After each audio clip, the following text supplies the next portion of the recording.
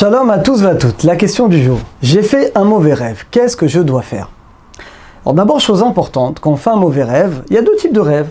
Il y a le rêve qui va vraiment angoisser la personne et il y a le rêve, on s'en fiche. Alors si on s'en fiche, il n'y a pas de problème, on continue la vie comme d'habitude, un peu plus de prière, un peu plus d'études, c'est tout. Il y a quelqu'un qui va faire un rêve qui va vraiment le perturber où la personne, elle est pas bien, elle est vraiment angoissée. Alors il y a deux choses qu'on peut faire. Premièrement, la Gemara, les Brachot, page 55a, on peut faire Atavat Ralom. Littéralement, c'est une procédure, on réunit trois personnes. Idéalement, c'est mieux qu'il y ait un Rav, sinon même trois personnes proches de nous, qu'on aime, qui nous aiment. Et on va leur dire Chalom Tov Asiti, j'ai fait un bon rêve. Eux, ils vont répondre en araméen Tavaou Vetava Lavé. Il est bon, ne t'inquiète pas, il sera bon. Chacun va répéter 3 fois. C'est la procédure qu'on appelle Atavat Ralom. Littéralement, on va rendre le rêve finalement bon et on va annuler le mauvais rêve. La deuxième chose qui est possible de faire, dit la Gemara, de jeûner. La Gemara dit qu'effectivement, le jeûne, le mérite de faire le jeûne peut annuler l'éventuel mauvais décret qui peut être véhiculé à travers le rêve. Alors là également, il n'y a aucune obligation de jeûner. Non pas la personne, elle n'est pas bien, elle est angoissée, elle veut jeûner, ça lui fait plaisir entre guillemets de jeûner parce que grâce à ça, elle pourra éventuellement annuler les mauvais décrets que la personne pense entrevoir à travers son rêve. Donc là également, il n'y a pas de problème, c'est bien de jeûner dans ce cas-là, sauf si bien entendu, nous dit le Rav, imaginez quelqu'un, il se consacre à l'étude de la Torah, ou quelqu'un à cause du jeûne, il ne sera pas bien, il va moins bien étudier, il va moins bien prier. Là, dans ce cas-là, il vaut mieux pas jeûner. Mais si quelqu'un, il n'y a pas de problème, il supporte bien les jeûnes, dans ce cas-là, c'est bien de jeûner. Ça va tellement loin, dit la Gemara, on pourrait même jeûner un jour de Shabbat. Imaginez quelqu'un, vendredi soir, lo alenu, il fait un très très mauvais rêve. Dit le Shulchan Aruch, on a même le droit de jeûner Shabbat. C'est étonnant, Vekerata les Shabbat, oneg. Il y a mitzvah Shabbat de le rendre une joie, oneg, un plaisir. Néanmoins, dit la Gemara, pour lui, si c'est un plaisir de jeûner, ça veut dire, la personne, elle est tellement angoissée qu'elle ne peut pas passer le Shabbat en mangeant, en chantant. Donc finalement, pour elle, le fait de jeûner est entre guillemets un plaisir, parce que ça va lui permettre d'annuler le mauvais rêve, de se consacrer à l'étude et à la prière tout le Shabbat. Dans ce cas-là, on a le droit de jeûner le jour de Shabbat. Bien entendu, dit Shulchan Aruch, il faudra jeûner un autre jour dans la semaine pour expier le fait d'avoir jeûné un jour de Shabbat, parce que quand même, c'est pas bien de jeûner un jour de Shabbat. Maintenant, attention, de quel rêve on parle? Alors c'est là également, c'est explicite dans le Shulchan Aruch, c'est dans le Siman, dans Ilchot Shabbat, c'est dans le Siman 288, dans le Seif He.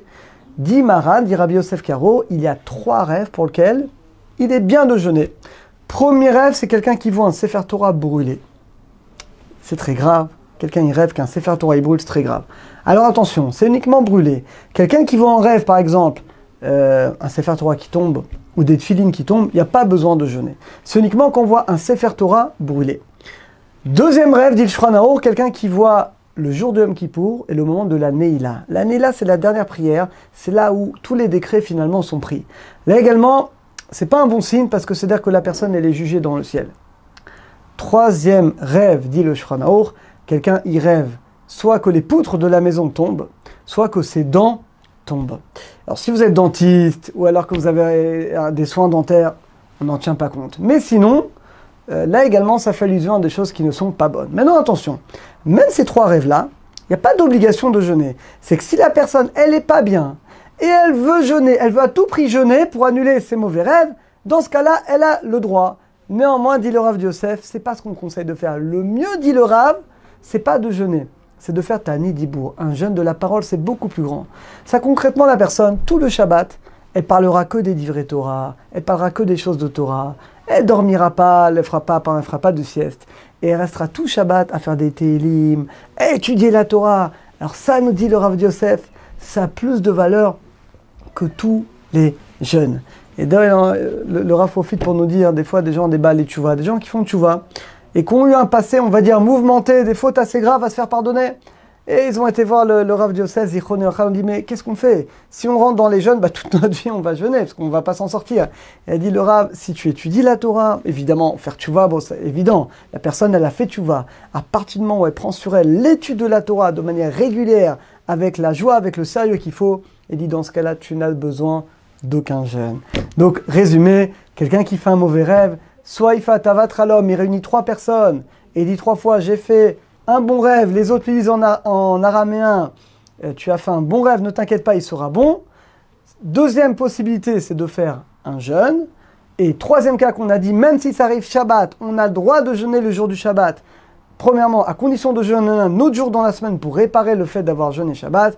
Et on a dit le mieux, ce qu'on conseille uniquement pour ces trois rêves. Donc on a dit un Sefer Torah qui brûle, quelqu'un, lo alenu, il voit le jour de Kippour, le moment de l'année là, et quelqu'un, on a dit, il voit les poutres de sa maison tomber, ou alors ses dents tomber.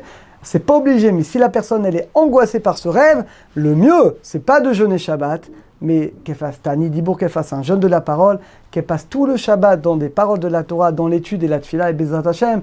Par le mérite de l'étude de la Torah et des prières, on pourra annuler tous les mauvais décrets et tous les mauvais rêves. C'est ce qu'on souhaite Bezrat Hashem à tout le Kala Kadosh.